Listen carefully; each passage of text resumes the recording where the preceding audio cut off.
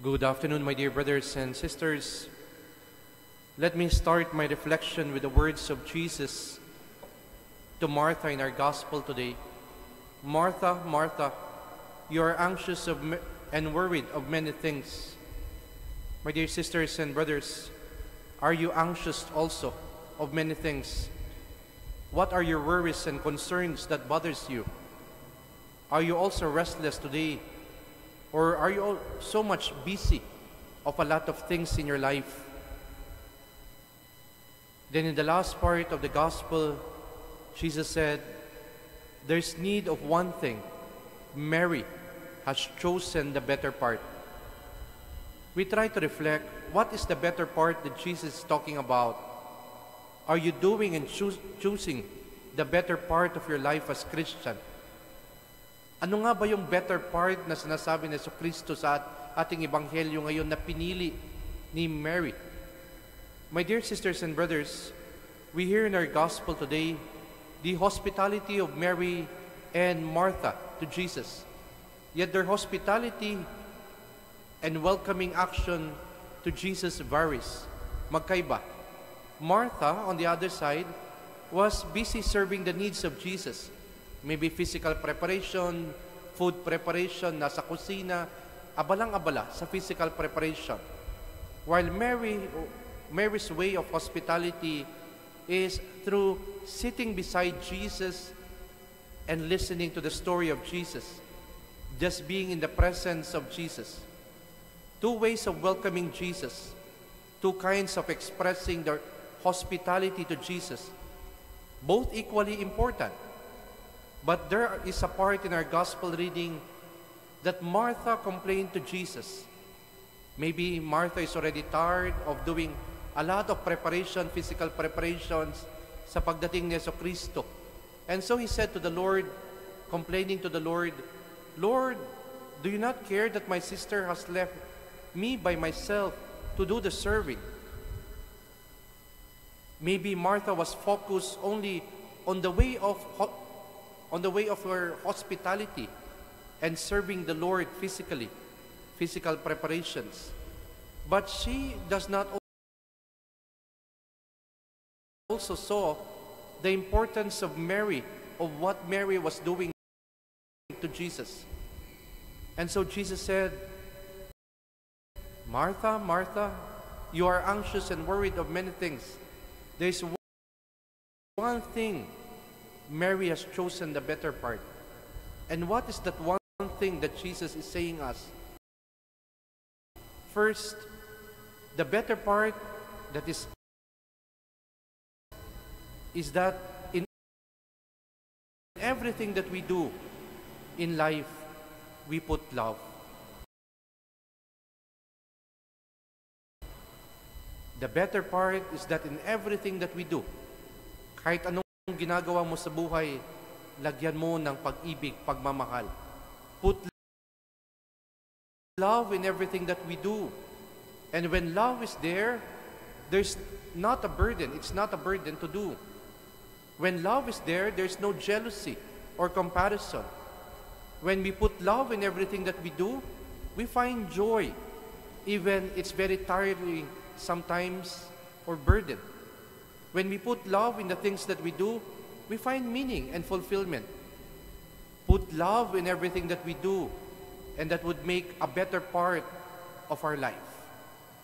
Mary expressed her wholehearted love by just being with the Lord, just serving the Lord in her own way. Binigay niya ng buong pag-ibig at pagmamahal ang ginagawa niya sa Diyos. Our first reading beautifully reminds us, love one another because God is love. And when there is love, God remains in us. Second, the better part in all our actions or plans in life, we always offer it to God. And we always include God in our plans. Like Mary, we should not remove our sight to the Lord. Let us always be in the presence of the Lord. Let us always offer everything to God. And with that, we find meaning in everything that we do. Huwag mong tatanggalin ang Diyos sa lahat ng iyong ginagawa. Ialay mong lahat para sa kapurihan ng Diyos sa lahat ng iyong mga trabaho. Remember, without God, we are nothing. And all things, remember this, all things are possible to one who believes in God. Like what Jesus did to the brother of Martha and Mary, the greatest miracle. Nung namatay, ang kapatid nilang si Lazarus, Martha asked Jesus, he begged Jesus to raise her brother. And truly enough, nothing's impossible with God. He performed the greatest miracle. Binuhay niya si Lazarus. He raised the dead Lazarus to life. My dear brothers and sisters, when we offer and submit our life to God, there will always be peace and serenity because we know God is with us and we know that we can do everything for the glory of God. Nothing is impossible. It is not for our self-glorification, not of our own merits and power. It is because of God's goodness and graciousness to us. Ano man ang tinatamasa natin sa ating buhay ngayon, mga biyaya na tinatamasa natin sa ating buhay ngayon, hindi lamang dahil sa kakayanahan natin, dahil pinagsikapan natin, pero ito ay dahil sa kabutihan at biyaya, habag ng Diyos sa atin. Huwag natin kakalimutan yan. Never remove God in everything that you do, and then you find fulfillment in it.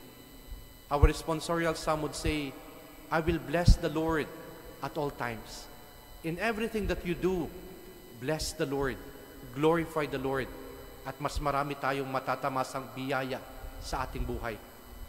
And finally, the better part that Jesus is talking about is when we know how to balance our life as Christians.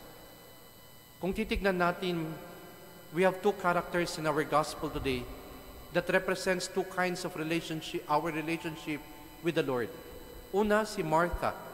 It represents our active service for the Lord. Action, service, charity works, apostolate. On the other side, Mary. It represents our contemplative and prayerful life as Christians. Pagdarasal, pagmemeditate, pagmimisa, pagrorosaryo, pakikinig ng salita ng Diyos. Two characters that are present in our Christian life. Service and ministry, and at the same time, prayer and reflection. At itong dalawang bagay sa ating buhay bilang Kristiyano, kailangan natin i-balance so that we can have a better part in our life. Hindi lang puro ministry, hindi lang puro trabaho, pero kailangan din natin tumahimik, magdasal, upang ang lahat ng ginagawa natin ay merong kabulukan. Remember, our work and active service will always find meaning if we know how to connect it with the will and plan of God through listening in prayer and meditation. Balance between our active life as Christians and our prayerful life as Christians. Hindi pwede isang bagay lamang. And if we do that, we have a better part as Christians. And so let us reflect today as we celebrate the memorial of Saints Martha, Mary, and Lazarus. Are we living the better part?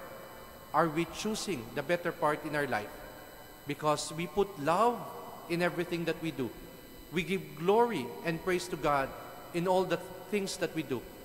And the being better part of Christians is when we know how to balance our active service for the Lord and our being prayerful and reflective servants of God.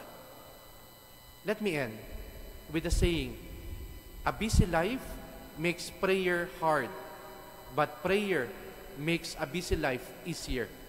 And we can also say, even we have a lot of things that we do, anxious of a lot of work we do, if God is with us, we can do it, and we can have the graces and blessings to fulfill it, because God is always with us. Amen.